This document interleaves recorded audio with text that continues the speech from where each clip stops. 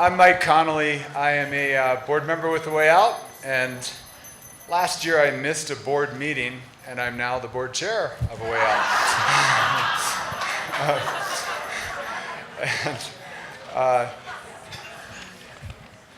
I'm happy to be able to make this introduction for our next speaker.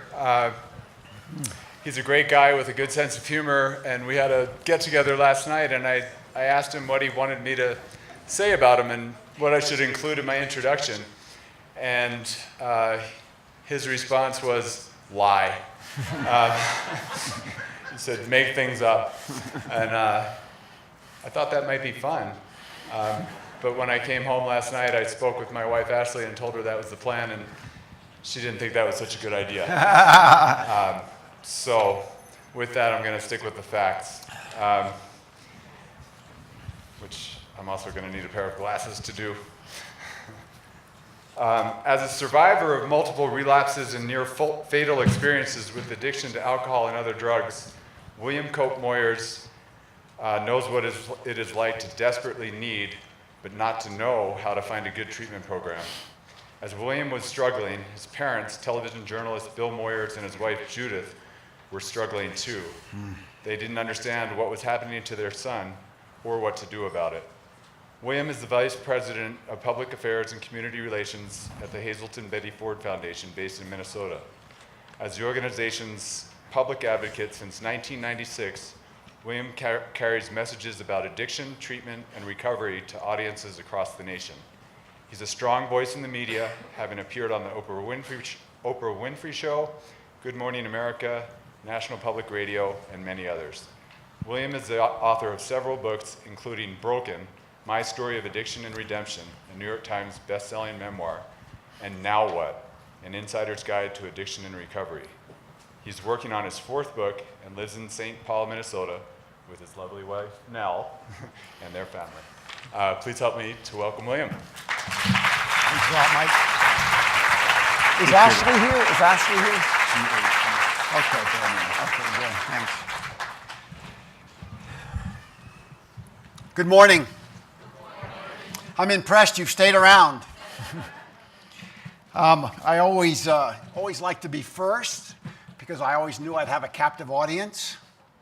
I've been a public speaker and a public advocate for the Hazel and Betty Ford Foundation for 23 years now, and so I've done a lot of speaking in that time, and I always try to go first. I've said a lot of things. I've got a lot of words to share, and I've always found the audience is most attuned at the beginning. But today I'm the last speaker before we get to our panel, and I'm glad that I'm the last speaker. Because while I have given many, many talks over my 23 years, hundreds, maybe a few thousand talks, I don't know that I've ever found myself in the dynamic that is unique to this moment for me. Because I have the opportunity and the challenge to follow to the podium, to follow to the stage, two of the giants in our field. Dr. Mel Pohl, Dr. Claudia Black, giants in our field, advocates, leaders, and change agents. What an incredible, daunting challenge I have. Dr. Pohl, Dr. Black, Bachelor of Arts in Journalism, class of 1981.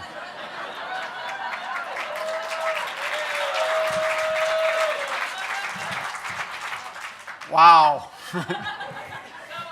Celebrate. Oh, you're the guy with the sticker on his forehead. Does somebody make you sit there? You here to harass us, or you here? You can't hear us. So can you hear me when I look at you? And very good. Thank you for being here. I'm going to try to look at you and not the sticker on your head, okay? Because when our other speakers were talking about you, I couldn't figure out where you were. And now I can see you plain front and center. Glad you're here too, Dave. So I've got to follow to the podium not only two doctors with a Bachelor of Arts in Journalism, class of 1981, but I also stand in front of an audience of people, many of whom are not only fellow travelers with decades of experience, but professionals who live in the field, who live here and work in this field, helping other people to find a way out. And so I find this moment to be one of an exciting, daunting, real challenge, and also one of a remarkable opportunity for me, because you know what? I'm not sure I've ever followed such accomplished speakers to the stage, and yet I think I have figured out a way to do it with you this morning. Before I get there, though, I have learned in my own journey that, well, addiction is a disease of isolation, right? And the antidote to it is what? The first word of the first step of those 12 steps that are so vital to so many of us, no matter how we walk our walk, this, the community of we. And in the community of we here today, there are so many of my fellow travelers that before I get to my presentation, I just must step back from the formal part and just recognize a couple of people who are here today. And by the way, I had to write them all down. That's how many fellow travelers are here with me this morning. Mike Conley and his wife Ashley, thanks for not only being the chair of the board and real advocates in this community, but for all you've done to foster a way out for people who have no way out until they have found a way out. So thanks to both of you. And to Carrie Yoon, where's Carrie? There you are. Carrie, thanks. Carrie, can you just stand up? Hazel and Betty Ford has a prevention unit called FCD, Prevention Works. And Carrie Yoon is our senior prevention specialist who also was assigned to the Far East, but lives here, right? Nearby. And so for what you do on the front end of this continuum, which we're going to talk about today, thanks to what you're doing at FCD. Because I forgot to say that, Mike, you also are a colleague of mine as well, and you do some prevention work for FCD. So thanks for that. Betsy Farber, where's Betsy? Oh, there you are, Betsy. Thanks for all of your advocacy, your tireless, passionate advocacy over the years, and all of the work that we've had a chance to do together. There are a lot of people from the Hazel and Betty Ford Foundation who I've had a chance to work with over the years, and Betsy is one of them. Tara Tobin. Tara, where are you back there at the retreat? She's around somewhere, Tara. And Bob Ferguson, I don't think he'd be here, but I think Andy is here today. Andy, thanks for what you all are doing. And Jim Geckler, too, at the back there at Harmony. Jim, thanks so much for all you've done for Hazel and Betty Ford over the years and for the recovery community in the Valley and across Colorado and across this country. Karen Bannerud. Karen, thank you, Karen, for your incredible support of the mission of the Hazel and Betty Ford Foundation. You know, we are a healthy not-for-profit, but we're still a not-for-profit, which means what? You can't have a mission if you don't have a margin. And as Elizabeth and others have talked about the importance of supporting a way out, it takes donors. It takes donors like you, Karen, to help us along that way. So thank you for what you're doing to support our mission. Caroline Koshner. Caroline, you're the one who introduced me here. Caroline and her husband, Jim. Thank you, Caroline, for your support of Hazel and Betty Ford, your support of A Way Out, and for giving me the chance to be here. This is my second time speaking for A Way Out in the past 3 years. So thank you, Caroline and Jim, for what you're doing. Peggy. Can you stand up, Peggy? This is a special day for Peggy. Peggy, can you yell out why this is a special day for you, and I'll repeat it to those who can't hear at the back? I have 24 years today. 24 years of recovery today. Thank you, Peggy.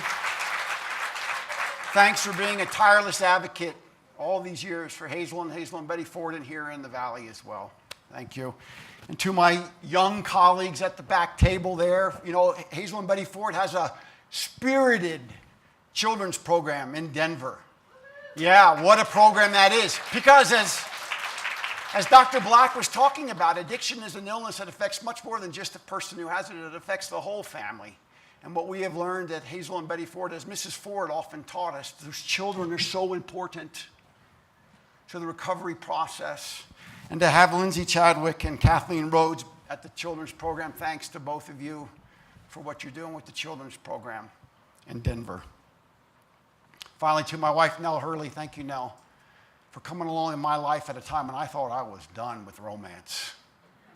As I'll share with you in a few minutes, Nell is a national director at the Phoenix, based in Denver, among other places, and thanks for being here today.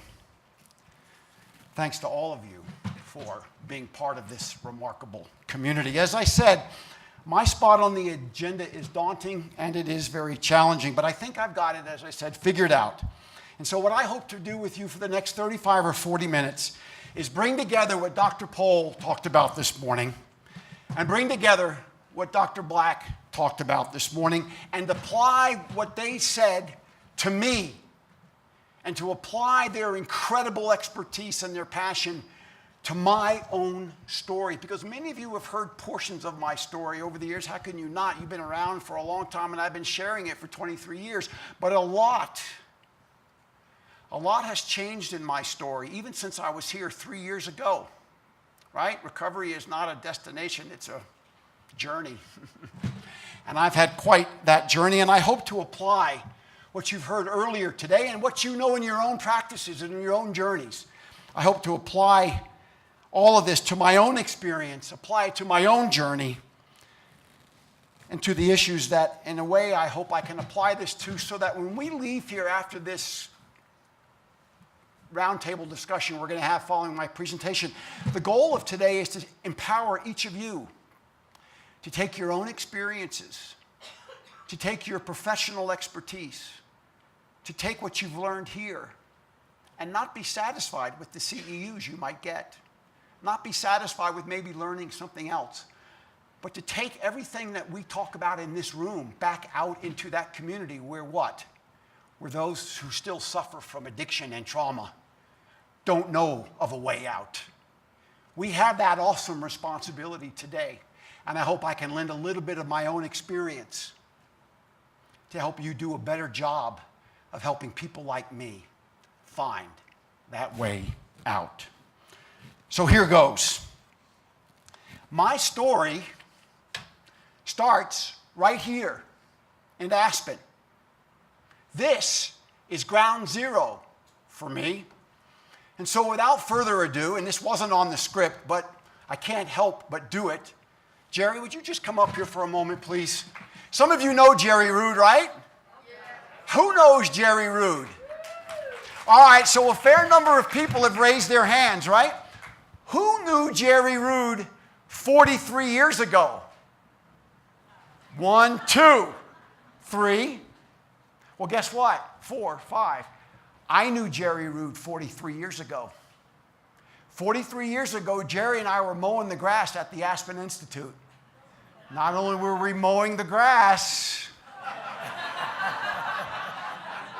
but it was at the Aspen Institute in 1975 when I was 15 years old that I, for the first time, willfully ingested a substance into my body that set me on the journey that brings me here today.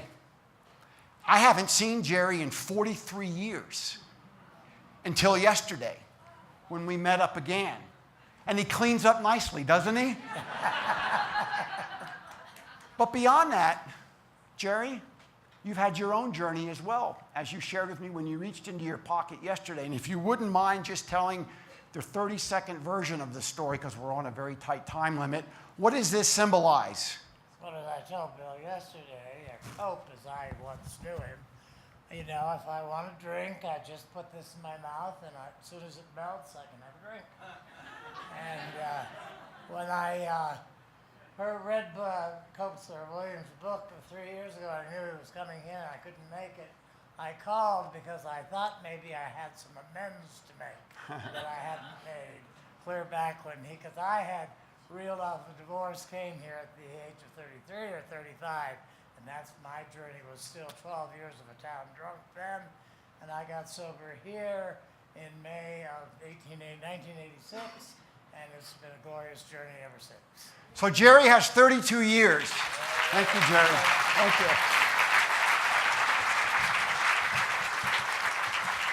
And Jerry is the one that was there that day that I willfully smoked marijuana for the first time and I found the solution to this hole in my soul. When I smoked marijuana as a teenager for the first time, I suddenly discovered that I didn't have to try so hard anymore. Because my hole in the soul aches with a sense of imperfection. My hole aches with a sense that I'm not good enough or need to be better than. And I had this hole in my soul long before I took a drink or a drug. I think it's fundamental to our addiction for those of us who suffer. It might be called trauma with some people. It might be called perfectionism with some people. It might be called whatever it is. I had it, and I couldn't imagine living with it.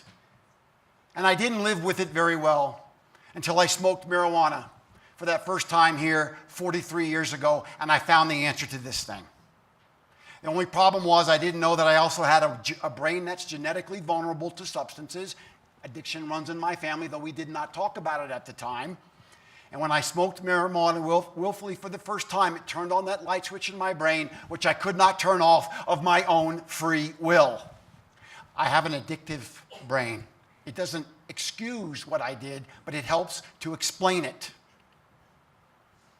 And that's my using story. I'm not here today really to tell you my using story that might have been captured in my book, Broken, because my using story is your using story. We're all the same, right? We develop a baffling inability to just say no.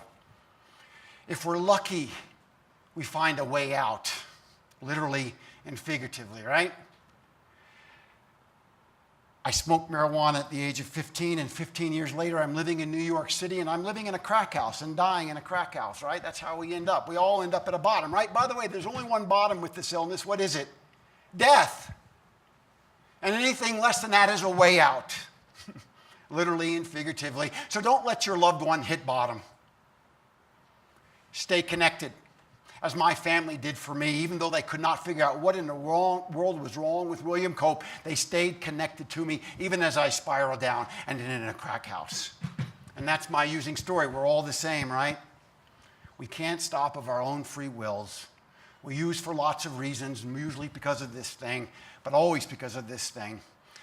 And we end up at a bottom that gives us that chance to recover. And starting in 1989, I began to recover. In 1989, I had a commitment to recovery. I had a commitment. I knew I was a crack addict. I did not want to live that way. But what I did not understand is that for this addict and alcoholic, it's easy to stop using. I did it 1,000 times. It's hard to stay stopped. Why? Because my issue is not alcohol and other drugs. That's not my issue. My issue is living life out there without alcohol and other drugs. It's a way out, and it's a way of life. And I did not understand that. And so I was in and out of treatment twice at Hazelden in 1989 and 1991. And finally, I found myself in a crack house in Atlanta, Georgia, where I was working as a journalist for CNN in 1994. And finally, on that day, the question popped into my head, now what? Now what are you going to do, William? Now what are you going to do with your life? Now what are you going to do to manage your chronic disease? And I could not answer the question. And so I surrendered. Surrender is not about giving up. It's easy to give up. Surrender is about giving in. Giving in to the experts in the audience today, giving in to our presenters, and letting those experts use their knowledge and their own passion to help other addicts and alcoholics like us. And so I did not give up. It takes great courage to surrender. I gave in. And in October the 12th of 1994, I found the answer to that cunning, baffling, and powerful question, now what? And you know what? Since 1994, I haven't had a drink of alcohol or smoked marijuana or used crack cocaine in 24 years.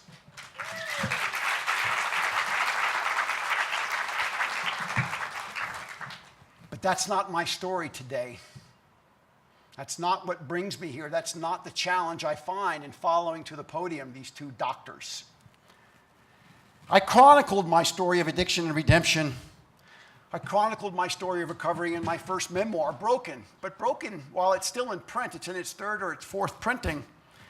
Guess what? Broken is 13 years old, which means what? It's dated. And we know that when we get sober, when we find recovery, that's not the end, it's the beginning. It's the beginning of the rest of our lives on life's terms.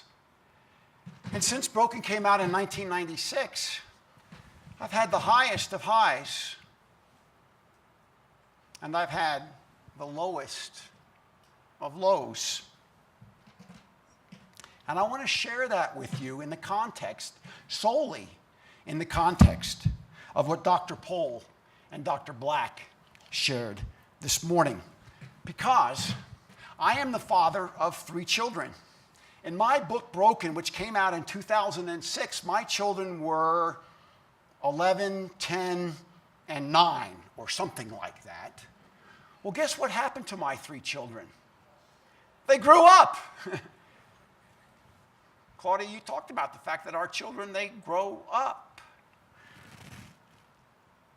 They were little in the book. They were younger in the book, but they grew up.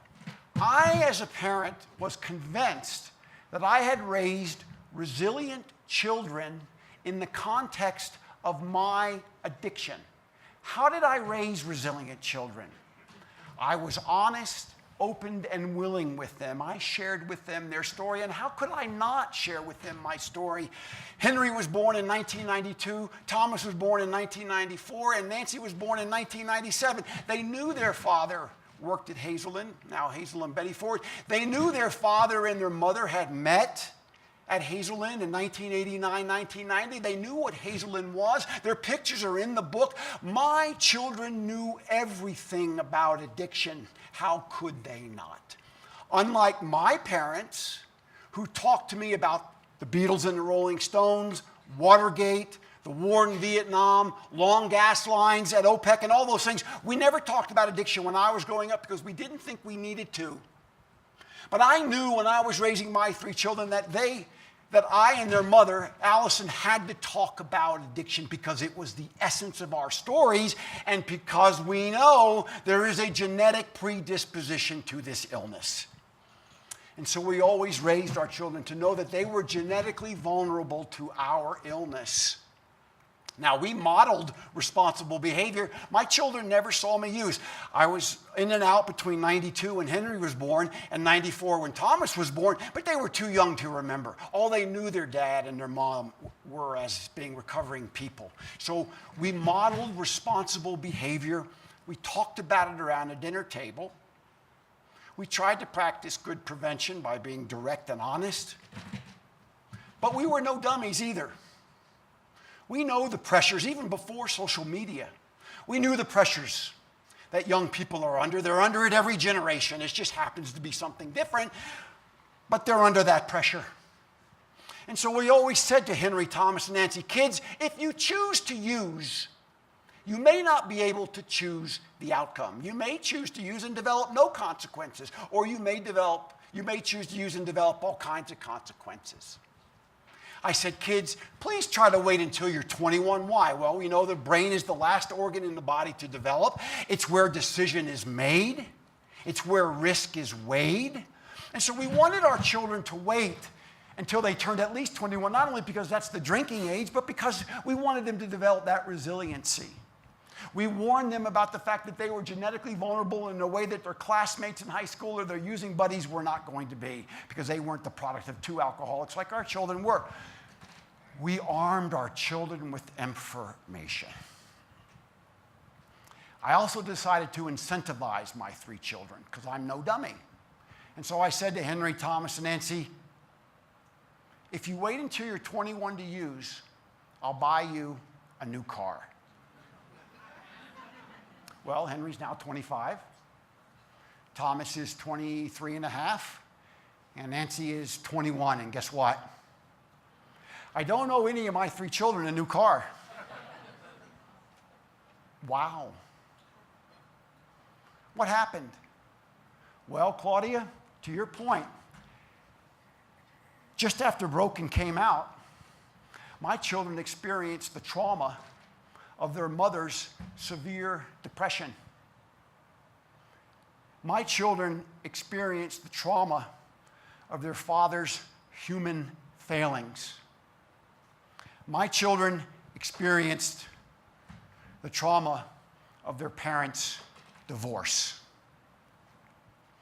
And by 2008, I was left to be a single father of 3 growing teenagers. Yeah.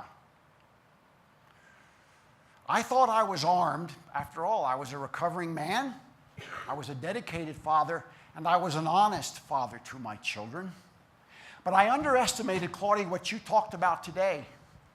I underestimated the trauma of separation, divorce, and an absent mother, and an imperfect father.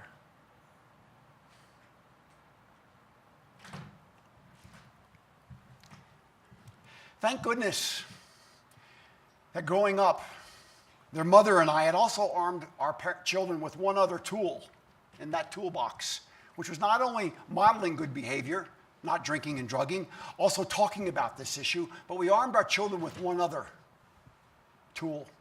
And that tool was to say to Henry, Thomas, and Nancy, kids, if you choose to use and you develop all kinds of consequences, it is okay to ask for help.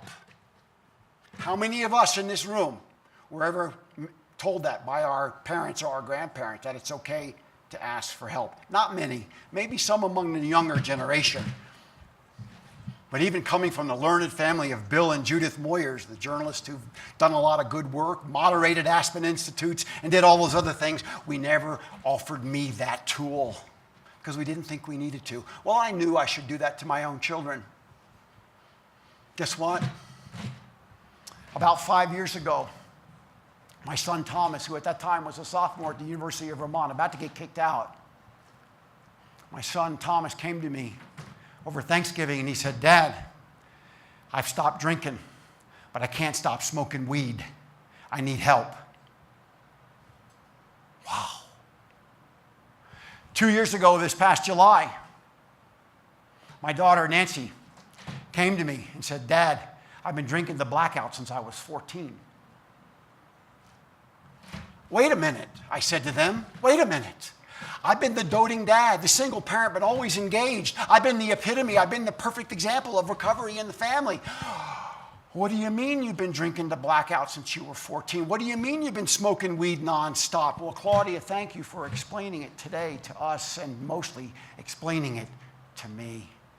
Trauma is a potent foe. Thank goodness I had given Nancy and Thomas, and Henry, my oldest son as well. Thank goodness I had given them the tool to ask for help. Kids, it is okay to ask for help. I believe that is the fundamental key message that all of us must take from this gathering today. Back into your own family, into your own neighborhood, into your own practice, into your own treatment center, into your own recovery house, into your own prevention efforts. I think that key message for all of us today is to encourage those who suffer. Remind them that it is okay to ask for help. We must give those people permission to ask for help, even if they have to ask for help more than once. Our children, our grandchildren, our patients, our clients, our recovering community, their families. Let us not forget, too, how important it is for all of us to give ourselves permission to ask for help. Because I had to ask for help twice during what I have considered the most formative time of my recovery since Broken came out. I know firsthand what it's like to be a man in recovery, to be a man in long-term recovery. I know what it's like to be an expert, an advocate in this field. I know what it's like to have to find humility in the power of asking for help again and again. The first time was with my own children. When my son Thomas asked me for help, we had him assessed at the world-renowned Hazelden Foundation at the time. And my son Thomas was assessed there, and guess what they found? That he was dependent. What does that mean? It means that my son Thomas needs to stop using. Well, it's been 4 or 5 years, and I stand before you today to report that Thomas still uses. He uses differently. He's in graduate school at Brandeis, so something's working. But my son still uses. My son has to tell me on a regular basis, "Dad, stay out of my drinking." And he's right. It doesn't mean I turn my back. It doesn't mean that I ignore him. It doesn't mean I say, "I told you so." But when my son tells me to stay out of his drinking, it means that I have to hold on. I have to ask for help from other parents and that program of Al-Anon, which is so important, not to my recovery, but is so important to my sanity. I did not understand that for the longest time. I thought I could find the solution to 12 steps of Alcoholics Anonymous and a lot of other things, until I asked for help. And you gathered me up, and you helped me to learn to detach, darn it, with love. And Nancy asked me for help and said she'd been drinking to blackout since she was 14. We had her assessed at the world-renowned Hazel and Betty Ford Foundation.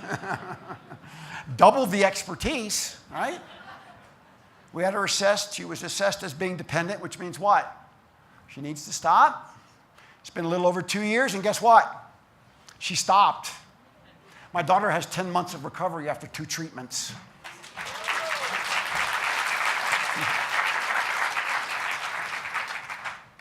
You know what Nancy has to tell me about once a week? "Dad, stay out of my recovery." You know how hard that is for a guy who's been walking that walk for a long, long time? But she's right. I've had to learn to love my children, to respect their own journeys, even though it might be different than the way that I did it or need to do it or think they should do it. I've had to ask for help from the wise men and women and the professionals to help me find a way out of the insanity of my own thinking. Thank goodness I have come to embrace the reality that it is okay to ask for help again and again and again. By the way, Claudia, and I know we're getting tight for time here, I just need to tell you this too. I heard you speak another, tell him I'll call him back. Unless it's one of my kids. I've never had the privilege of hearing you speak until last year, wherever we were. I can't remember where was that? Vancouver, yeah. And what I should have been reading your books all along. And Mel, I'm going to come back to you later. But I had to learn about my own role in all of this stuff. And I don't know why I was going there because that phone rang, but yeah, it was a good thought. I've had to ask for help. Dad, stay out of my drinking. Dad, stay out of my recovery. And they're right. I've needed a lot of help to get to this point where I could understand not just the role of trauma, not just the power of trauma to trump recovery in the way I thought it was all about, but I've had to also learn to ask for help when it comes back to me in this illness, which is cunning, baffling, powerful, and patient. Ours is an illness that waits, right? Ours is an illness that waits. And Mel, I've never heard you speak until today. And you were talking about me.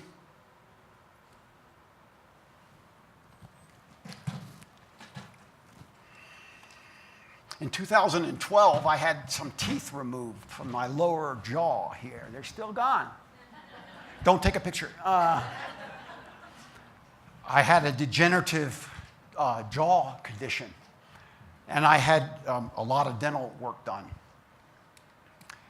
Now, there's no denial in the treatment plan for me. How can there be no denial? Because I am as transparent and a recovering alcoholic and an addict as you're ever going to find, because in the spirit of Dr. Dan Anderson, who was one of the gurus at Hazelden, who helped us set up the Betty Ford Center back in 1982, Dr. Dan Anderson always said it's Hazelden's responsibility, it's Hazel and Betty Ford's responsibility to educate every generation. And that's what I've been doing for 23 years. And the best way I've done it is like this, because as you know, I have a BA in journalism, period.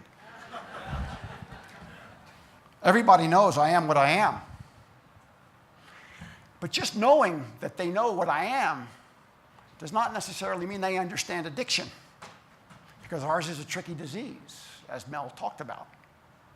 When I had my dental surgery, I was prescribed opioids, right? I was suffering from pain. Now, Peggy, you and I hadn't yet talked about how you had addressed pain without opioids. I addressed it because it was the easier, softer way, and because I had acute pain. And because the docs who were prescribing it to me figured that, you know, at that time I had 20 some odd years of continuous recovery, right? So, gosh, you guys got it down. He's got it down, right? And I thought I did. But as I learned in those years that followed, pain medication is the Trojan horse of addiction in America. And you know what? I'm not looking at you all because you're my age necessarily, but we are an aging population. The baby boomers are not only did we as baby boomers come of age, but we came of age in recovery when recovery became an option. Until the baby boomers were born between 1946 and 1964. I was born in 1959, so I'm in there, right? Well, before the two guys, those two doctors came along and started that 12-step movement, there wasn't really a way out for people like us. We either died, went to prison, or if we had a spiritual or a moment of clarity, we might find it, like Bill Wilson found it in the hospital, at Towns Hospital. But mostly addicts and alcoholics like us died. Well, when that 12-step program, which is only one of many pathways, by the way, as we know, but when that pathway came along, suddenly a lot of us recovered, and baby boomers came of age in recovery between 1946 and 1964. Well, guess what we're doing? We're getting older. And whether it's knee replacements, chronic pain that comes from back injuries, or all those other things, opioids are the Trojan horse of addiction in America. And it doesn't matter how much you put in the bank if you start to draw down on it. I was prescribed opioids. I knew what they were. I didn't like heroin. I used it one time way back. It made me throw up and I passed out, so why would I do it again, right?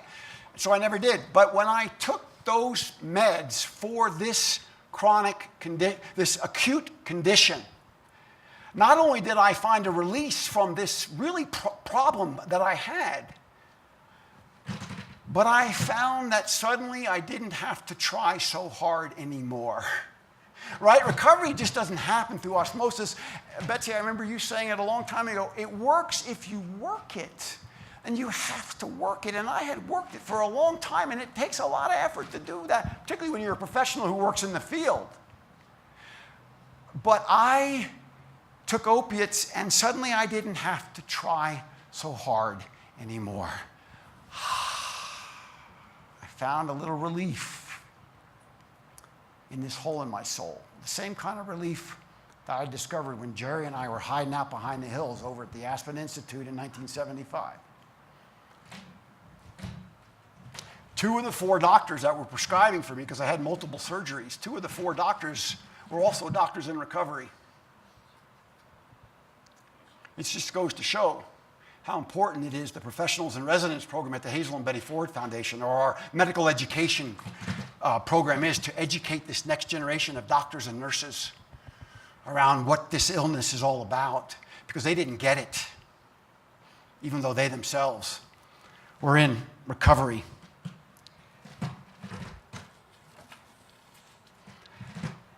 I was going down a slippery slope between 2012 and 2014. I wasn't in denial about it, but I wasn't on top of it, because I was hurting. And by this time, this acute pain had turned into a chronic condition. And the only way I knew how to deal with it, and I travel on a lot of airplanes, because I do what I do for Hazelden. Up, I would be in pain, my jaw would get heavy, down I would come, and I would find a relief. But I was going up and down a couple times a week, right? I wasn't in denial about it, but I did not understand that Trojan horse in the way that I'd understood marijuana or crack cocaine or cold beer or warm whiskey. So that by 2014, I needed to ask for help. There I was, the public advocate for the Hazel and Betty Ford Foundation, and I had to ask for help. Remember, I'd asked for help as it related to my own children.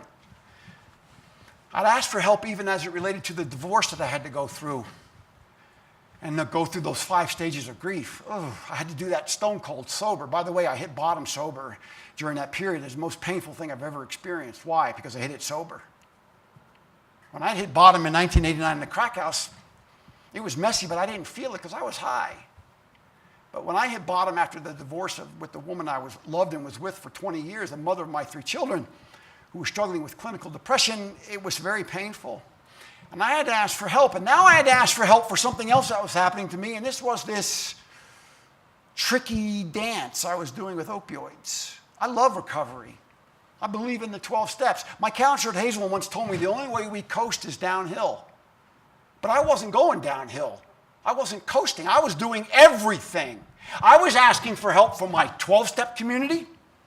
I was asking for help on my knees to that up there. I was asking for help from my family. I was asking for help from my employer. I was asking for help from you. And it wasn't enough. I had all the tricks in the bag. I had 20 some odd years of recovery banked. I call it my IRA, my individual recovery account. And during that 20 some odd years, I put a lot in there. But not even that IRA was enough. I needed more help. If I was going to get back into the middle of the bed, my sponsor always said to me, William, stay out of the edge of the bed because you'll fall out. I needed to get back to the middle of the bed. And Mel, you spoke about it so eloquently this morning. So much so that I had to add it to my remarks. I needed help by getting into a chronic pain program at the University of Minnesota. I had to come to terms with the fact that I needed to learn to function, not using opioids, with my chronic pain. That had never occurred to me. I was a young, healthy guy, and all of a sudden, I've got chronic pain. I've got a disability. I've got a real issue. And so I got into the chronic pain program at the University of Minnesota. God, program, family, employer, and chronic pain program at the University of Minnesota. And guess what? Not even that was enough, because I needed to quiet my craving brain. These brains are tricky, aren't they? Oh boy, they cause us to do all kinds of things under the influence. And we don't even have to be under the influence for them to be saying, do this, do this, do this, I want, I want, I want. And nothing that I was doing could keep me from craving. Until I asked for help from a doctor in ASAM, the American Society of Addiction Medicine. A doctor in ASAM who, in the Twin Cities, took me under his care at a time when the opioid epidemic was ravaging this nation. He didn't have any room for another patient. But he saw in me the fact that going to meetings and praying to my God and asking for help and leaning on my family and hanging out in my community was just not enough. And so he gave me a prescription for Suboxone. Yeah, you can be in the 12 steps and still need a little bit of a leg up. I had to ask for help. I had to go against the beliefs that I had been raised in all those years in recovery. I needed more than willpower. I needed more than spirituality or faith. I needed more than those incredible 12 steps that are a way of life. I needed a little bit of medication to quiet this scary thing called the brain under the influence. When I asked for help, and the help that was given to me, prescribed to me, was to take a little thin film and put it underneath my tongue, it went against everything that I believed but it spoke directly to what I knew. And what I knew was that I needed help. Yes, you can take medication. And by the way, my use of Suboxone at the time was not medication-assisted treatment because I wasn't in treatment. All it was medication. In the same way that diabetics take insulin, or hypertensive take their Lipitor, or women with breast cancer get those follow-up mammograms, I just needed a little bit of a leg up in the form of a medication that quieted this thing. I had to go against what I believed and lean on what I needed. And it wasn't easy. Because in my 12-step community, particularly in the twin cities of Minneapolis and St. Paul, the crossroads of recovery in America, there's a lot of stigma around people like me.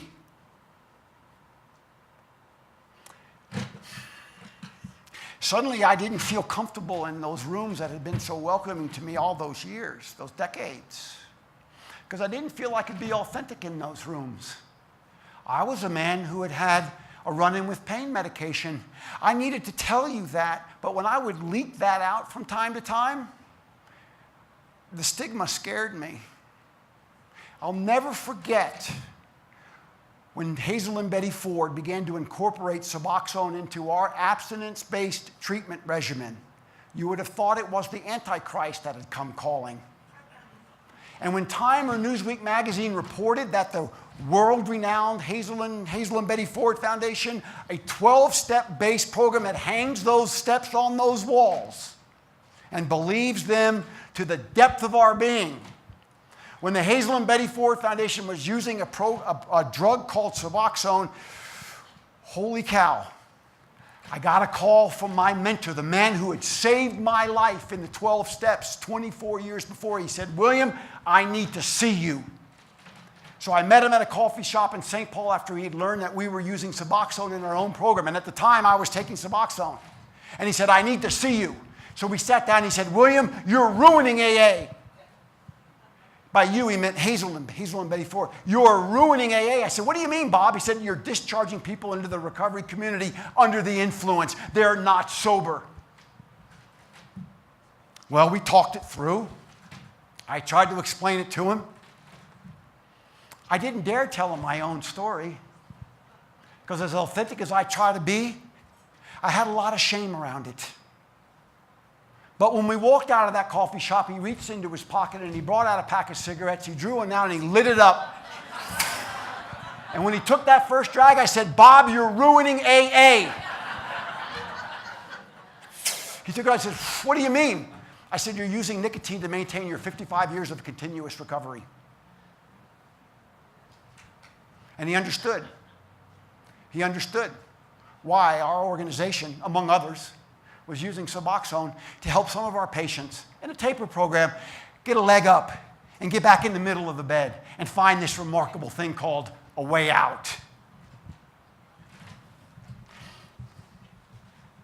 I had to learn all over again, not only what it means to ask for help, but I had to learn all over again what it means to get help.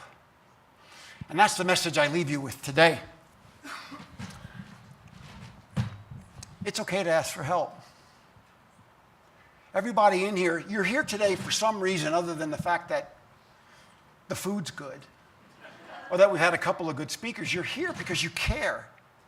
You care what's happening in this community, and Betsy's going to bring us together as the community in just a minute. You care as men and women in recovery. You care as grandparents in recovery. You care as providers somewhere, whether you're from Boulder or Leadville or even from East Harlem, New York. Wow. You care. You got to remember that caring means always encouraging those who come to us, that it's okay to ask for help, sometimes more than once. There is a way out, and it's here in this room. And each and every one of you is empowered today, I hope, by what you've learned from Dr. Black and Dr. Pohl in the BA in journalism class of 1981. I hope you've learned something that will empower you to go back out into your community. And whether you're working with children on the front end or older adults on the back end, encourage people that it is okay to ask for help. I close by reading this to you. In the epigraph of my first book, Broken, there is this saying from the Torah. I went down to the bookstore, by the way, because I didn't bring a copy of Broken. I thought I would buy one, and it didn't have any. It sort of dinged my ego there, but, I'm working on that one. But at the epigraph of Broken it is this, and I leave you with this. It's a little parable, I guess. A disciple asks the Rebbe, why does Torah not tell us to place these holy words in our hearts? Why does Torah tell us to place these holy words on top of our hearts? The Rebbe answers, well, it is because as we are, our hearts are closed.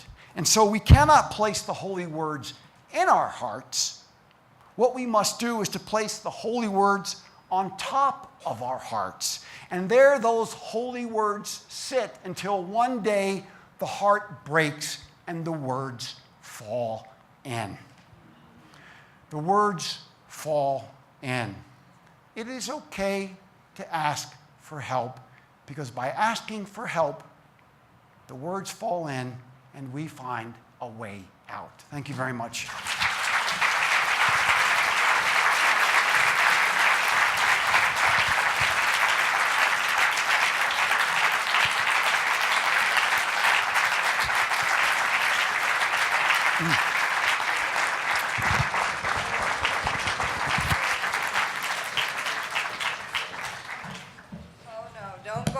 William and Claudia, come on up. And if I could get some help getting these chairs up on the stage, and everybody stay put if you will. We're going to bring it home. Many of you, thank you very much, have submitted some questions for Mel Pohl and Claudia Black. And if you want to write any questions down that you have for William, we have volunteers walking around who will be collecting those cards as well. So I'm going to go ahead and get started right away. And one of the questions that was asked repeatedly on these cards has to do with what's happening locally in this valley in recent months, maybe even years. And there have been way too many deaths of young people in the valley recently. And William, either by suicide or by overdose. And William, you alluded to the asking for help. And I think that that's certainly something that could prevent that happening. This seems like this problem, what I'm hearing, is being compounded by the fact that, there's nothing worse being the mother of 3 boys than outliving your children. And it's got to be so incredibly, incredibly painful to lose a child, and I think it makes it even harder if it is suicide or overdose. And the problem is exacerbated by the fact, locally, what I understand, and it's nice to have you 3 people here to talk about this, is that no one's talking about it. And so, or very few people are talking about it for whatever reason. And so therefore the problem continues. Because then if no one's talking about it, there's no prevention, there's nothing out there. You lost your child, what do I do to keep from losing my child, kind of a discussion. So William, I'm going to start with you because you sort of got us started on that asking for help. What do we do to see if we can't start keeping that from happening here in the valley and elsewhere? Well, the end result we all want in here is what? Treatment and recovery, right? But it doesn't always happen. And it's not enough for those of us who have recovered or recovered again to just talk about our own experiences, because there's more to the continuum than just our own experiences. There are a lot of families that have, as you said, Betsy, lost a loved one. And it's really important that if we're going to advocate and stand up and speak out and put an accurate face on these issues, that we do it across the continuum, which includes parents and grandparents who've lost a loved one. I think that parents and grandparents have as strong a message to share in the Valley, as do those of you who live in the Valley in recovery. And I think to really put the comprehensive face on this issue, we've got to get more than just recovering people or treatment providers to stand up and speak out. We need people in prevention, we need parents, we need siblings who've lost loved ones. I think it takes all of us to put that accurate face on this entire continuum. Well, here's the follow-up question, William, and then I'd like Claudia, you to, but I just was handed this. So, William, in light of this, how are you with your son who is active in addiction in that regard? Because I can't imagine that at 3 o'clock in the morning every once in a while you think, will this addiction take him from us? How do you handle that? Well, not well. You know, I mean, I do my best. I lean on the principles of that other program that are for, you know, I'm a double winner. And I think about it all the time. I don't like it when he drinks. You know, he doesn't usually drink in front of me, but I know he drinks. And I have to recognize there are many pathways to recovery. I've come to learn that there's more to sobriety than abstinence, and there's more to recovery than sobriety. And I have to hope that sometimes quickly, sometimes slowly, eventually he'll come to a way that doesn't include using, but that if he continues to use and does well as the young man that he is at Brandeis, then I have to be respectful of that, even while I always keep that hand of hope out for him. Thank you, William. Claudia? Okay, I just wanted to say, just really validate one of the most important things I think as a parent is to stay connected. Yeah. And the other thing I wanted to validate was, you know, working in this field, when you see addiction once in a family system, look again, because it'll be there. But I'm also a real believer, you see recovery once, and you're going to see it again. And he's been fortunate enough to see it with his daughter. Yeah. But and when you're in recovery, sometimes you're just, I mean, in our humanness, we don't have the influences we want to have, but to never underestimate what you are modeling. And part of what you've modeled is, one, people can change, and two, it's okay to ask for help. The fact you maintain yourself in recovery, you are saying people can change, and it's okay to ask for help. Behaviorally, that's what's being said.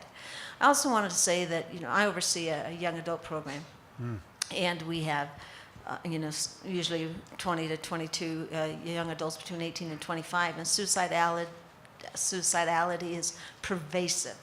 It's very rare I have anybody in the program who hasn't severely thought about, you know, very chronically thought about taking their own life, but even more so, they're more likely to have attempted to have taken their own life, and many times more than one time. And that a lot of, I used to think that depression had a lot to do with what I call pathological grief and the accumulation of loss and not having the safety and the skill in which to work through it. As I work with these young adults, a lot of their depression, but even their suicidality, really has to do with self-loathing and self-hate and their shame. A sense of that they are so ashamed of who they have become. And you couple that with that lack of hope that they can live their life any differently. So however you interact in your community, whatever kind, I think a part of the message also is continuing to try and to speak to the shame that they can't speak to, but they're living out and is perpetuating they're not getting help. There are so many secrets these young adults also have from their parents that are so shame-bound, and they don't want their parents to know what they've done, what they have experienced, and the idea of that being exposed is so, the shame is more powering than what, at that moment, than what recovery can be for them. And so again, I mean, you know, so how do we work with that? You know, a part of how we work with that is continuing, you know, one part of it is cognitively, you know, the all or nothing thinking that is going on, and almost at times really trying to have them do almost some victim empathy in terms of their parents aren't going to reject them, no matter if you have just said you've done what in your mind is the worst thing in the world. you know, a lot of what we do is to also normalize that experience of the behaviors when you're caught up in the addiction.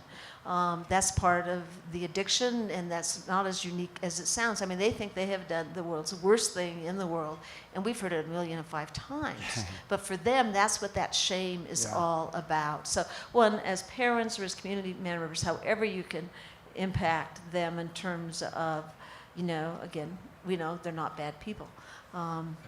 That it's really the disease that is speaking. The other thing that I want to say, and I really suspect that the children's program, the Betty Ford Children's Program here in Colorado does this, as well as in Palm Springs, but I'm involved with Camp Mariposa, which is a children's camp in 16 places across the United States now. And the kids that we get there, it's very, very rare that they would have a parent in recovery. Most of these kids have come out of foster care. As one little boy said to me, "Oh, I've been raised by girls.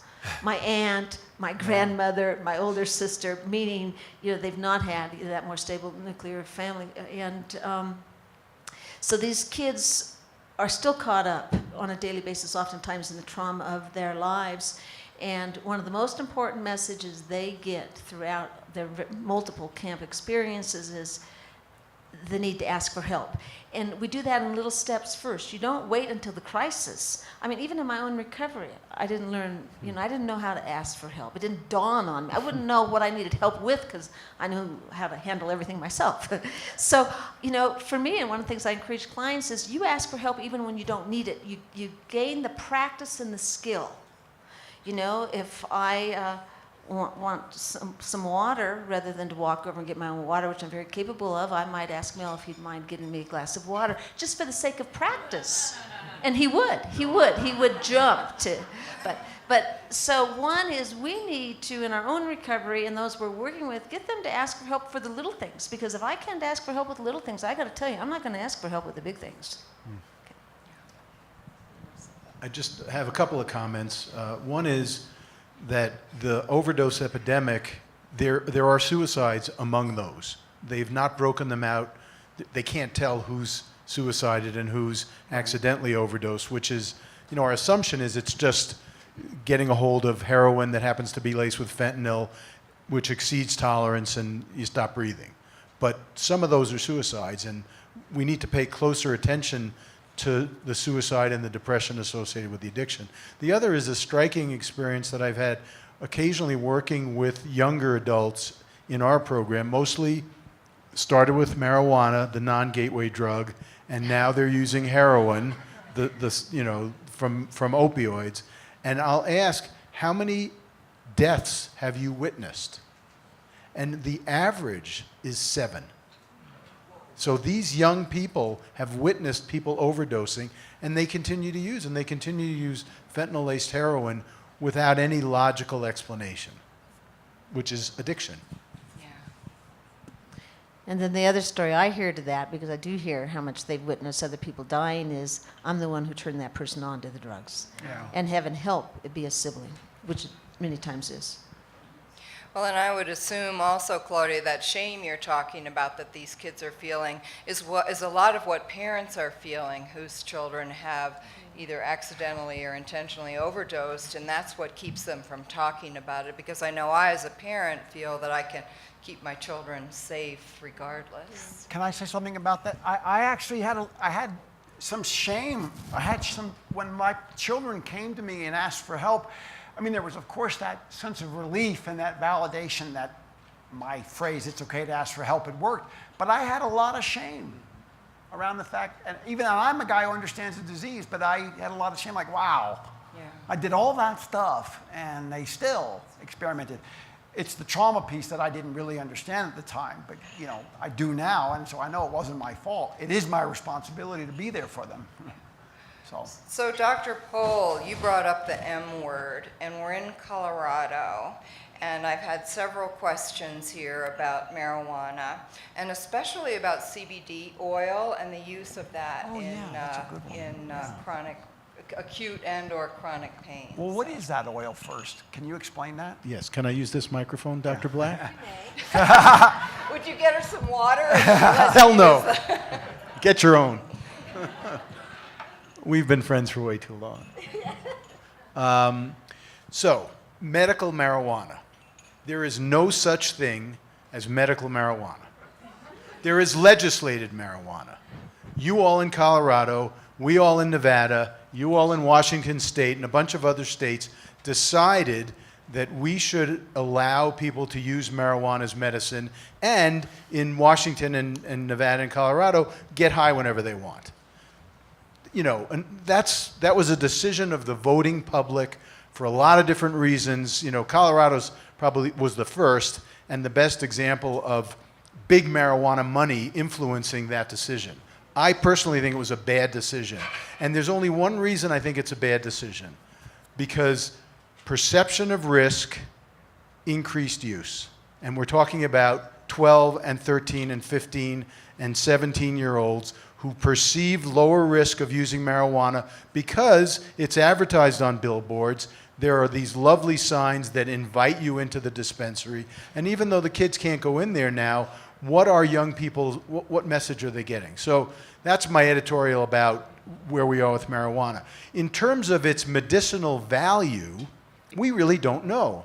And that's the fault of our government and our stigmatized culture. We should have studied a long time ago, and we might have information about how the components of this plant that contains 150 different chemical substances, how they work in the body and what they help and what they don't help.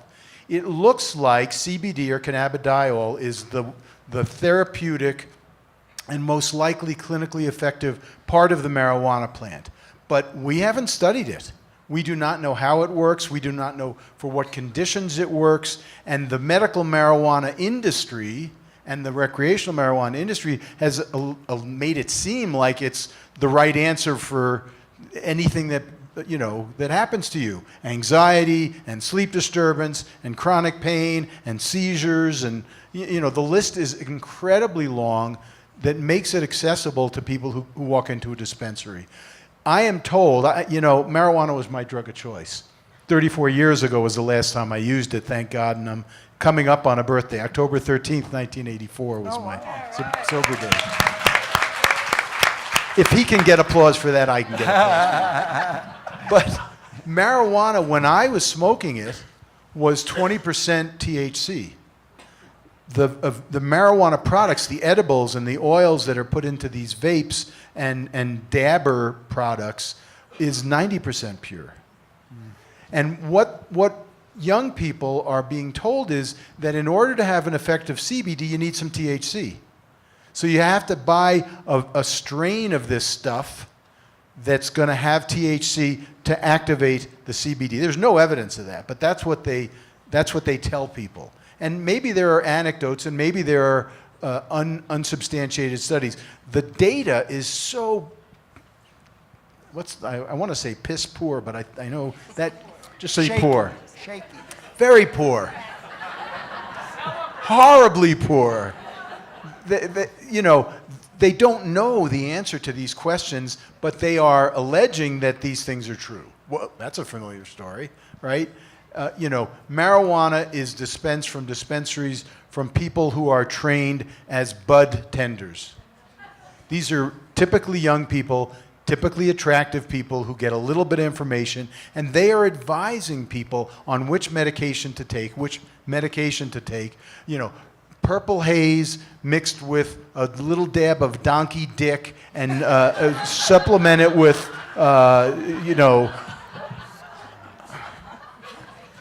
if you're a doctor recommending marijuana as treatment, try defending that in court when somebody gets into a fatal car accident. So, long story short, CBD comes in an oil and a variety of products. There's no standardization, and we do not know the efficacy. We should be studying it now, but I started to say the one study out of Europe showed that people on marijuana who had pain did much worse. So marijuana as a treatment for pain doesn't look nearly as good if you study it clinically as it is alleged to do. Great, thank you. Okay, Claudia, here's one for you. Do you think relapse is a part of recovery? I think that relapse may be a part of some people's experience. What I don't think is, I don't think it's a given. I don't think it's necessarily a go. part of recovery. So, I mean, I do hear a lot of people say, you know, it's a natural part of anybody's recovery process. It may happen. I don't think that everybody who gets into recovery experiences a relapse at all. I mean, I've seen it just doesn't happen for everybody. So, no. Can I talk about that just real quickly? So I wrote a book a couple years ago that had a chapter in it that's titled "Relapse is Not a Dirty Word." When I wrote that at the time, I hadn't had my run-in with pain meds yet. That was in 2012 or so on. And I really believe that because I had multiple relapses between 89 and 94. It's how I was introduced today, right? And every one of those was a teachable moment for me. But I think because of what's happened in our field over the last 40 or 50 years, that oftentimes we equate relapse with failure in a way that we don't equate a recurrence of cancer or diabetes or hypertension as failure. Now, I'm not suggesting I don't recommend it because I had my own run-in with pain meds, but what I like to think about is that I had a recurrence of my use in a way that that describes the chronic illness that I have. Again, it's not an excuse, but it helps to explain how these things can happen. And that when you have a slip or a relapse or a recurrence of use, it's not the end. It's not the end. That it is very possible to ask for help and get right back in the middle of the bed and get right back in the program of recovery, whatever your program of recovery is. So I don't even like the word relapse anymore because I think it's got too much negativity around it, and too many people give up when they relapse. And again, I support everything William just said there. I think for me, I hear oftentimes it's almost like permission giving. Well, if you relapse, then, you know, we'll still be here for you, blah, blah, blah. People die in relapse. Absolutely. And so I think we need to be very cautious about, yes, we don't want to have people be ashamed if they have relapse and then not feel they can come back and ask for help. We don't want them to think they have to be so ashamed that they hang out there for 3 or 4 years. You know, we can come back in within hours, within days, within weeks. But I get concerned about almost the permissiveness of it sometimes in terms of how it's said. So I have a clear understanding that relapse is not a part of recovery. Relapse is a stepping away of the recovery process, the things that the fundamentals of what keeps us a day at a time in this journey that William talked about. It's not a shameful, and it's not I think if we can suspend judgment, it is to the advantage of the person who relapses. But if you are in recovery a day at a time, relapse is not a part of that. You know, relapse means, and you know, the story sounds, when I go to meetings, I hear it. You know, I'm going to one meeting a week, and I know I should go to more, but actually I can only go to one every 2 weeks.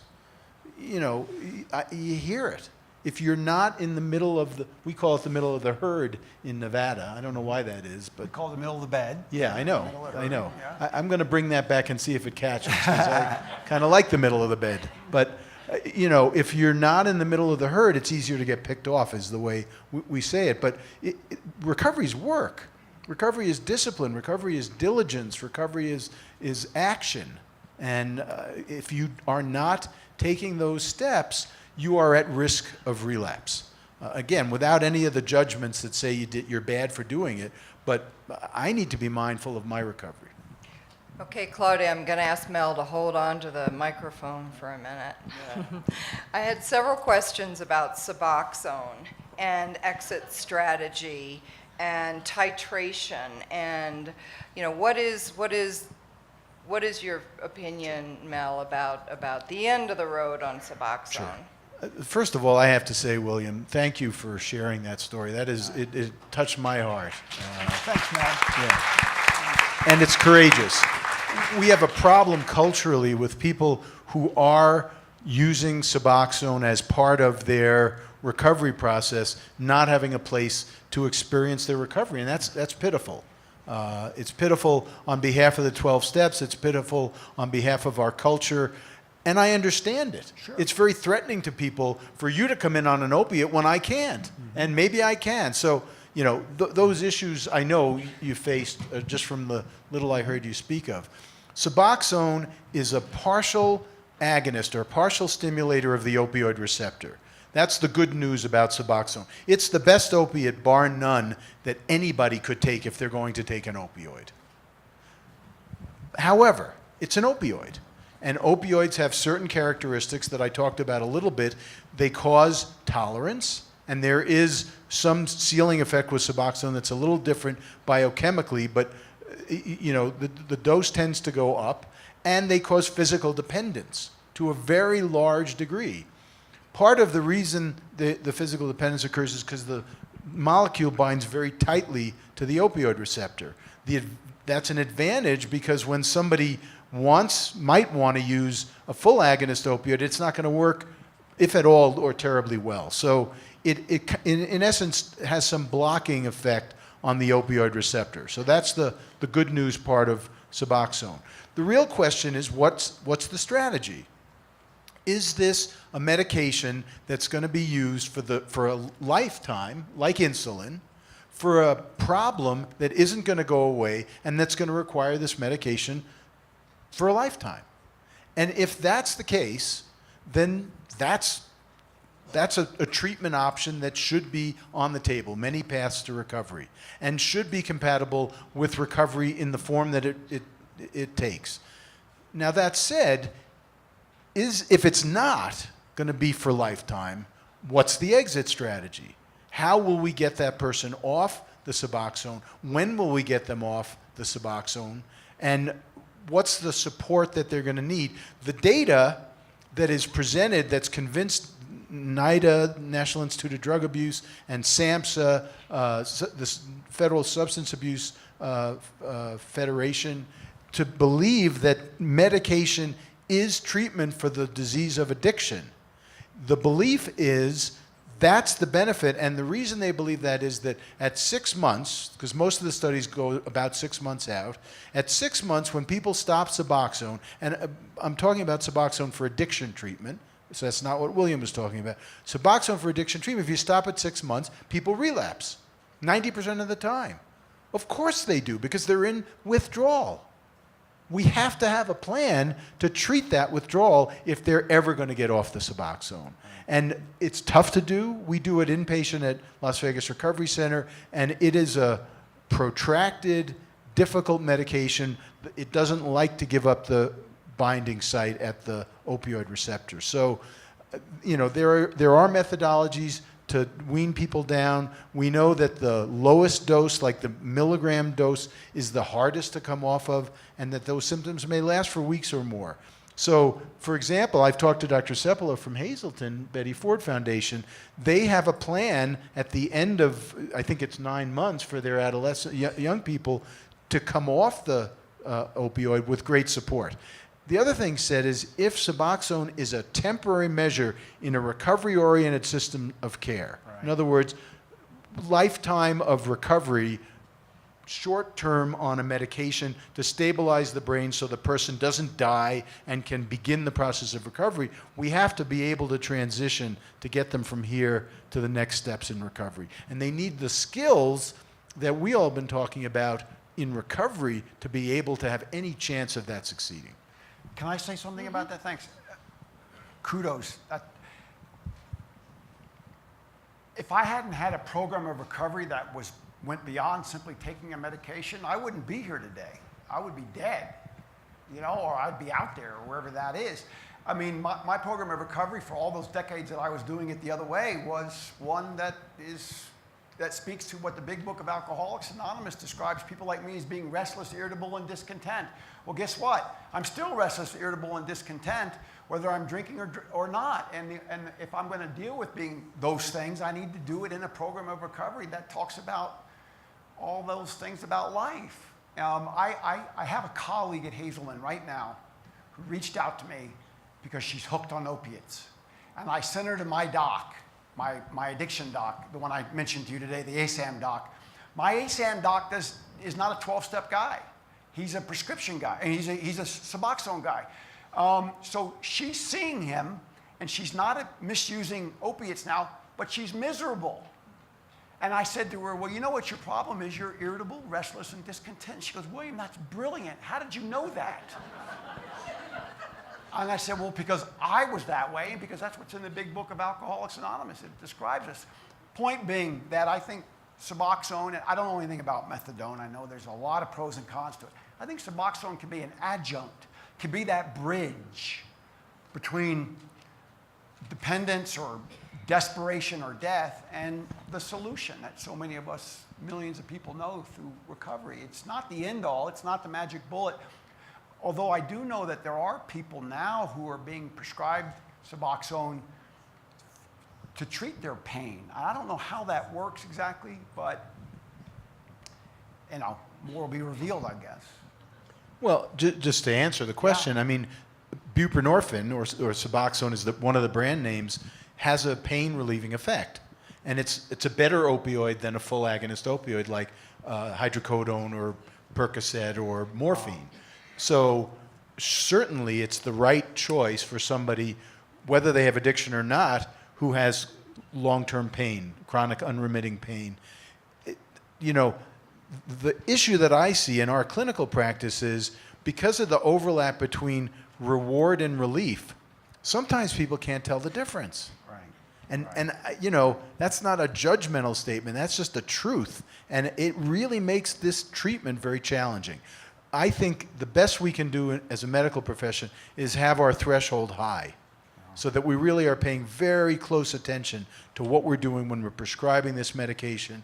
Think about, is it for life or is it for short term? And if it's for short term, what's the exit strategy? Well, Betsy and I know this because we were working together at the time. Hazel and Betty Ford was successfully treating our opiate patients, right? They were staying in treatment for their 30 days or their 40 days or whatever it was. They were doing fine in treatment, and then we were discharging them, and they were dying of overdose 48 hours later. And so we realized that what we were doing might have worked for alcohol, or might have worked for marijuana, or might have worked for even methamphetamine, but it wasn't working on this group of patients who were showing up here with this opioid epidemic with these kinds of brains. And so it was Dr. Marvin Sepula, who's our chief medical officer, and he's open about this, so Betsy and I know we're not violating his anonymity. He's 62 years old, Mayo-trained doctor. He's been sober for 40 some odd years in the 12 steps of Alcoholics Anonymous. Marv recognized that we needed to change our treatment modality if we were going to give our opiate-dependent patients a leg up once they left treatment, and that was to quiet this craving brain. And so that's when we began to use Suboxone, not as an end-all, but as an adjunct to those 12 steps that are so important to living life on life's terms. And I just have one quick word. When you were talking, William, in your speech, it came to mind that for people with chronic pain, pain is the craving. Oh. The experience of pain is what makes people desire to use the medication that offers relief. And for an addict, it's a fine, integrated so fine. line. Yeah. So is there a way to measure the COMT, speaking of perception of pain? Not clinically. COMT is that enzyme that defines the kind of or the perception of pain. Really, the way you measure it is you touch them and you see what happens, and if they go, whoa, then they have a variant of COMT that makes them sensitive The to pain. finger in the chest Yes. thing. Yeah. I think we have a roving microphone person. Would love to take some questions from the audience, make this a little bit of a conversation. There's Here comes somebody right over here. He's on fire. Come on up. Someone said I'm on fire, and I guess I am, because this is a marvelous, wonderful, wonderful session. I just can't imagine how great it is. I'm from Glenwood Springs, and I got to go back in a little, because I've got a question that's going to come up to you.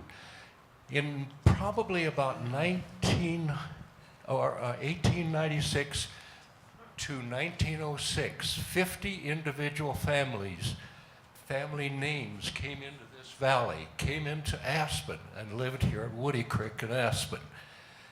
They were from the Valle d'Aosta in northern Italy. And those families that came here, their children were given alcohol. So when you were 4, 5, 6 years old, and I'm one of a pure Agostin jet, even though I'm over 80. And so the question comes up, really to me, the genetic component, because I did not find hardly any, and I probably am wrong, that were alcoholic. So tell me about the genetic component. How come those families that came here, there really was very little alcoholism, and yet they did have alcohol in the family at a young age? That's yours, Doc. Or Claudia, that's not me. Well, the genetics is pretty simple. You know, it's the birds and the bees. You know, it's the sperm and the egg. They come together with genetic propensity. The complication is that there's about 35 sites on the gene that contribute to the development of addiction. So addiction isn't monolithic. You know, we make it sound like there's one version. There's absolutely not. William's addiction is different than my addiction, is different than Betsy's addiction, is different than, you know, each and every one of you who has it. But different tendency to metabolize substances, different tendency for that substance or substance to work. You know, methamphetamine might be a drug of choice for somebody because they have a different genetic strain. We're learning about it, but we really don't know the answers.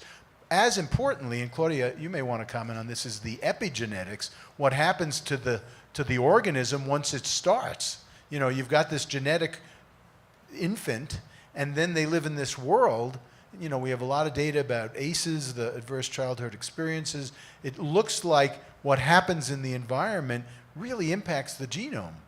And all in all, we manifest addiction. I'm not sure why that tribe of Italians had low incidence of addiction, but there are other tribes, you know, American Indians as an example, who have a high incidence of addiction that's genetically transmitted. Sounds like you got lucky though, right? Yeah. Yeah.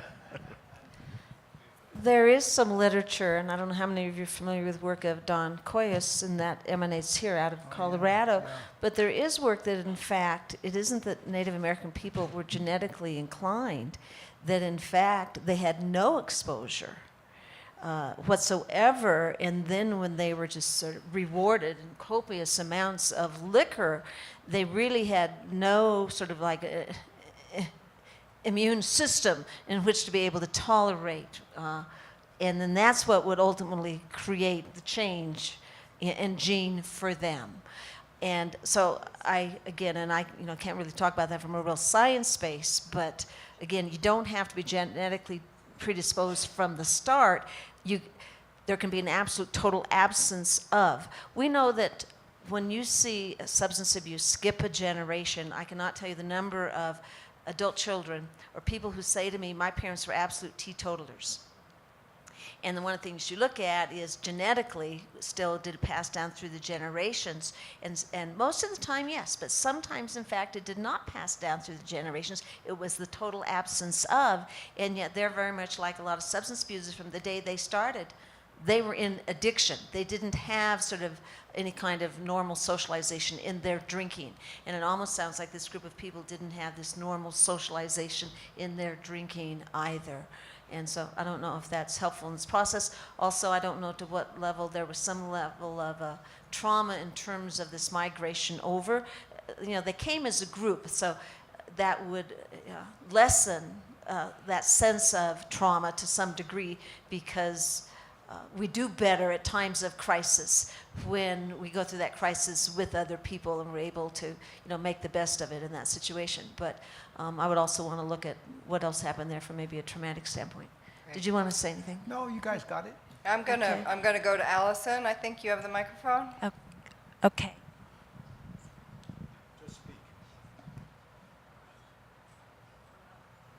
Just speak. Okay, sorry.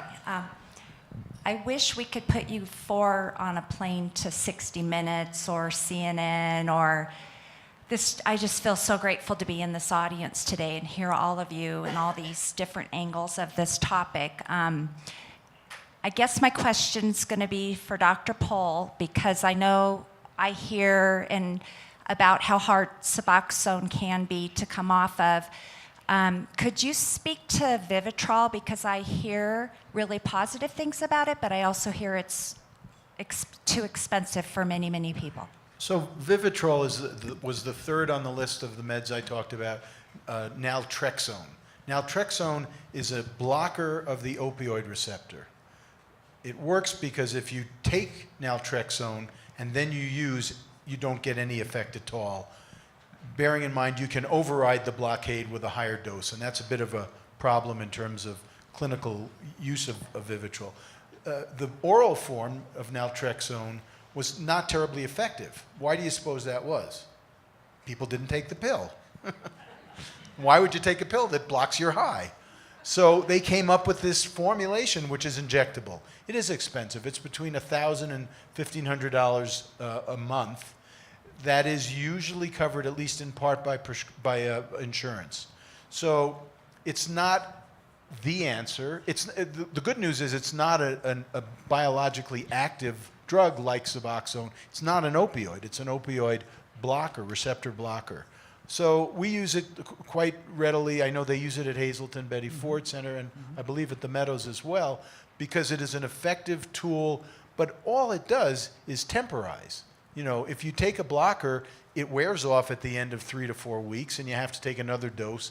And, you know, it's not treatment. It's just helping the person stay away from the drug long enough that the brain can heal and that the skills can begin to be developed that we all know as recovery. By the way, my kids are very open about me sharing the experience. It's going to be, you know, in the follow-up memoir that I'm writing now, because they understand the role of advocacy and what we all do. My daughter, after she asked me for help drinking a blackout since 14, and I never really saw it, should have, but didn't. She was in treatment at Hazelden on an outpatient basis, and she just could not make it. The craving for alcohol was just extreme, so that they gave her the Vivitrol shot. And was it the magic bullet? No. Was it a tool? Yeah. You could go to meetings and sit there and pay attention instead of wanting to drink. And if nothing else, the most important thing she told me later on, the shot gave her a sense of hope that she could make it. And she did ultimately. So Let me just clarify that it was invented and discovered by DuPont as a blocker of opioids. Yeah. They weren't making any money. They found out that in the study group, the alcohol-dependent opiate addicts drank less. They got real interested in that, and they studied it as an anti-craving drug for alcohol, which it turns out is beneficial, and that's what William was talking about. So it has two purposes: one, to block the opioid receptor for opioid use, but also to diminish the craving for alcohol, and has some reasonable efficacy for that.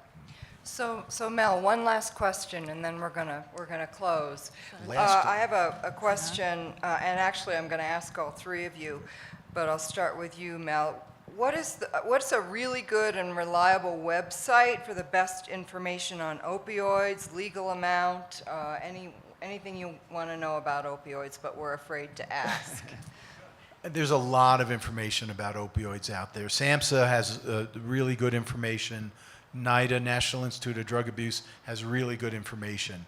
Can you spell SAMHSA? I know it's kind of SAMSHA? That was a test, and you passed. That's good. I couldn't tell you what it stands for, obviously. SAMHSA.org, NIDA.gov.org. It's replete with information. There are also some illicit websites that you'll learn a lot about illicit drugs and legal drugs. I'm not going to tell you what they are, though. Yeah. Our website has a lot of information about my work and my some of the books that I've written. LasVegasRecovery.com. I would refer you there, and we have links to other information. And William's going to say it, but Hazleton Betty Ford is replete with really good information about the epidemic. Claudia? I don't have any other websites to add to that. Okay. No, I think that All very right. well. Do you have any others? I've got I was meant to say this in my talk. If I had read what you had written and what you taught, and if I had known what you had written and what you had taught, I would have been better equipped to deal with the things that were coming my way, both in my own life and in the lives of my children. So I would imagine that you guys would be good resources. for what we've talked about today. In the same way that there are probably a lot of, well, all of our exhibitors, our sponsors at the back of the room all have resources. Betsy's got resources. We all have our own resources. I think at the end of the day, the most important source of information we have is our own personal experiences and our professional expertise, particularly for those of us who've been down that road and back. So, Thank you, William. yeah. No, I was just thinking, I was being very literal. I was thinking about opiate websites. So Don't wanna do that's that. just me and my imperfections here. Yeah, so I do want to say the National Association for Children of Alcoholics, NACOA.org, is a really important website to support children coming from addictive family systems, NACOA.org as well. I would like to thank all three of our presenters today for a wonderful, wonderful morning. And thank you to all of you in attendance.